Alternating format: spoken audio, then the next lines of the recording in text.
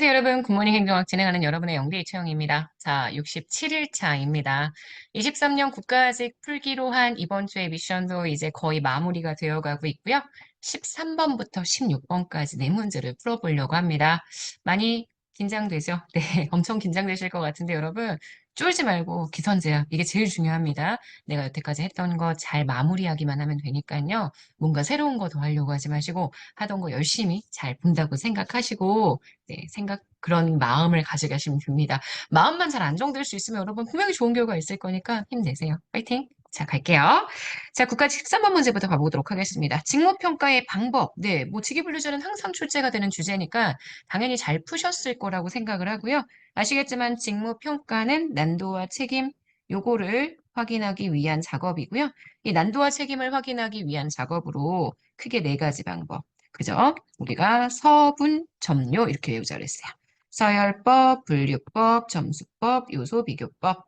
그래서 앞에 있는 두 개가 비계량, 뒤에 있는 두 개가 계량, 그다음 가운데 있는 두 개가 각각 우리 등급 기준표와 직무 평가 기준표를 통한 절대 평가의 방법 다들 알고 계시죠? 자, 그래서 맨 첫 번째 서열법부터 봅니다. 직무의 구성 요소를 따로 구분하진 않고요. 직무 전체의 중요도를 가지고 서열을 평가하는 방법입니다. 맞고요. 두 번째, 분류법 볼까요? 분류법은 미리 정해놓은 등급 기준표 맞습니다. 이 등급 기준표와 비교해서 전체 직무, 정무 전체를 비교해서 등급을 결정하는 방법입니다. 절대평가인데 계량은 안 해요. 비계량적인 방법이죠. 그래서 2번 맞는 선지 3번입니다. 점수법. 점수법은 직무를 구성하는 하위 요소별 점수를 합산한다. 직무를 구성하는 하위 요소를 가지고요. 직무평가 기준표를 만들죠. 직무평가 기준표를 만든 다음에 이게 절대평가의 방식이자 계량적인 방식이니까 점수를 합산해서 평가하는 방법이다. 맞는 선지가 되고요. 요소 비교법은 키, 잡, 기준, 직무, 요거와 평가할 직무를 상호 비교해 갑니다. 맞습니다. 그래서 비계량적인 방법이 아니라 계량적 방법. 그래서 문제의 정답은 4번 됩니다. 자, 14번 갈게요. 사실 13번, 14번 모두 다 작년에 제가 엄청 강조했던 내용인데 우리나라 전자정부. 전자정부 관련해서 문제가 출제가 된다면 지능정보화 사회 종합계획 그리고 전자정부 기본계획 요게 나올 거라고 얘기를 했고요. 자, 지능정보화 사회 종합계획은 지능정보화 기본법에 그 내용이 나와 있습니다. 이 지능정보화 기본법은 지능정보화 사회 종합계획을 3년 단위로 주무부처 어디 과기부입니다. 그래서 과기부라고 안 써도 돼요 하고 물어보시는데 어차피 과기부도 정보조직이니까 정보조직에서 3년 단위로 수립해야 한다. 이런 맞는 선지가 될 거고요. 이거 맞는 선지. 그 다음 두 번째, 과학기술정보통신부 장관은 5년마다 행정기관의 기관별 계획을 종합해서 전자정부 기본계획, 이건 전자정부법 내용입니다. 전자정부법 내용으로 봤었을 때 과학기술정보통신부 장관이 아니라 행안부 장관이 되어야 하겠죠. 그래서 이게 틀렸고요. 전자정부법상 전자문서는 아니에요. 근데 전자화 시켰어요. 그래서 종이문서나 그 밖에 전자적 형태로 작성되지 않은 문서를 정보 시스템이 처리할 수 있는 형태로 변환한 문서. 제가 왜 굿모닝 행정학 하면서 여러분 전자정부법과 지능정보화 기본법 용어 읽었던 거 기억하세요? 그거 꼭 다시 한번 정리해 주셔야 합니다. 우리 용어 언제 봤었나요? 용어 정리, 전자정부법 기본 용어 정리. 언제 했었죠? 네, 2월 10일에 했습니다. 2월 10일에 27일차 수업으로 진행했었으니까 이것도 꼭 한번 다시 봐주세요. 4번입니다. 중앙행정기관의 장과 지방자치단체의 장은 해당 기관의 지능정보화사회 시책의 효율적 수립 시행과 대통령령이 정하는 업무를 총괄하기 위해서 지능정보화 책임관을 임명해야만 합니다. 맞습니다. 요거는 지능정보화 기본법에 그 내용이 나와 있습니다. 전자정부법이 아닙니다. 자, 그래서 여러분 지금 보시는 요 4번, 이것도 맞는 선지. 문제는 틀린 선지 고르라고 얘기했으니까 2번이 정답이 됩니다. 자, 그 다음 3번, 15번 갈게요.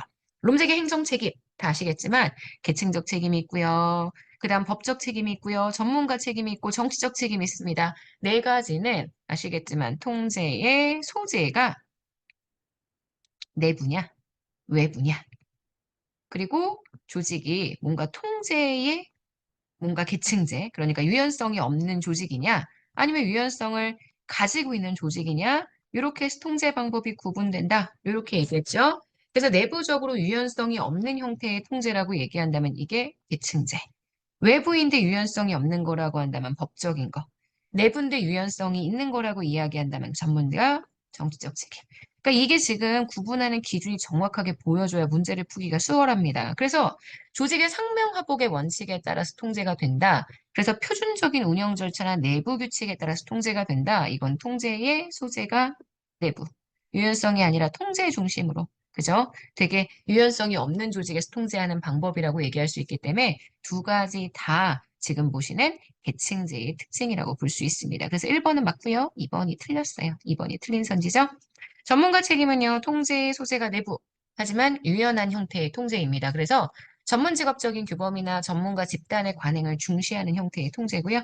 그다음 마지막 정치적 책임은 외부적인 형태의 통제에 들어갑니다. 민간 고객이나 이익 집단, 외부의 이해관계자들의 기대와 부응을 중시한다라고 얘기할 수 있겠네요. 그래서 문제의 정답이 되는 틀린 선지는 2번입니다. 자, 16번입니다. 이것도 되게 많이 실수하셨던 문제였는데, 재정사업에 대한 성과관리제도. 재정사업 성과관리제도는 첫 번째가 목표관리제도가 있고요. 두 번째가 성과를 평가하는 제도. 이 성과를 평가하는 제도의 기본은 본래 자체평가를 하고요. 자체평가의 결과가 별로다. 그러면 그때 재평가를 하는 방식으로. 그러니까 심층평가라는 방식을 하는 방식으로 진행이 된다는 건 다들 알고 계시죠? 그래서 재정사업 성과관리 내용은 성과 목표관리와 성과평가 두 가지로 구성이 되고요. 재정사업의 성과평가 결과 만약에 지출 구조조정 등이 만약에 필요하다. 그러면 그런 방법들을 통해 재정 운용의 이 평가의 결과가 반영될 수 있습니다. 재정사업 심층평가를 했더니 기획재정부 장관이 필요하다고 판단하면 자율평가를 실시한다? 이상하죠? 왜? 심층평가는 당연히 자율평가를 하고 그 평가에 문제가 있으면 심층평가를 진행하는 거기 때문에 여기는 요거하고 요거 두 개의 위치가 잘못되어 있는 거. 이게 가장 큰 문제가 됩니다. 그래서 지금 보시는 3번 X가 되고요. 4번 재정사업 자율평가는 미국 관리예산처의 하여튼 뭔지 몰라도 상관없어요. 근데 이걸 우리나라 실정에 맞게끔 도입한 제도이다라고 이야기해 줄 수 있습니다. 그래서 실제 재정사업 자율평가 제도에 대한 실제 정부 홈페이지의 내용을 보면 미국 관리예산치의 파트를 우리나라 실정에 맞게 도입했다는 표현이 들어가 있기 때문에 이거는 이런 미국에서 사용했던 제도, 신공공 관리론의 제도입니다.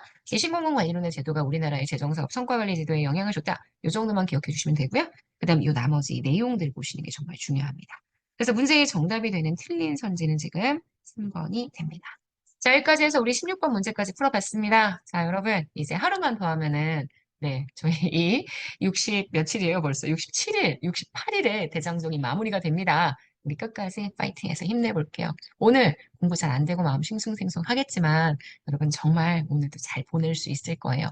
오늘 하루 진짜 여러분 거고요. 우리 내일 아침에 또 만날게요. 여러분, 안녕.